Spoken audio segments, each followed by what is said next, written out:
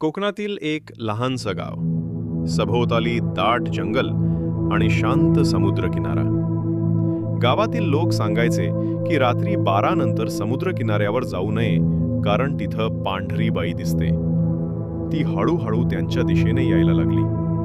मित्र भीतीने थरथर कापू लागले, पण गणेश म्हणाला, हे काहीतरी भास असेल. तो पुढे गेला, पण जसा तो जवळ गेला तशी ती बाई किंचाळली. एका रात्री गावचा गणेश आणि त्याचे 2 मित्र धाडसाने किनाऱ्यावर गेले. चंद्रप्रकाशात लाटा आपटत होत्या, वाऱ्याचा गारवा होता. अचानक त्यांच्या नजरेला समुद्राच्या पाण्यात उभी असलेली एक पांढऱ्या साडीतली बाई दिसली. केस विस्कटलेले, डोळे लाल भडक. ती हळूहळू त्यांच्या दिशेने यायला लागली. मित्र भीतीने थरथर कापू लागले, पण गणेश म्हणाला, हे काहीतरी भास असेल. तो पुढे गेला, पण जसा तो जवळ गेला तशी ती बाई किंचाळली. तेवढ्यात समुद्राची प्रचंड लाट उठली आणि सगळ्यांना जमिनीवर आपटून गेली. शुद्ध आली तेव्हा फक्त दोघेच शिल्लक होते. गणेश मात्र गायब होता.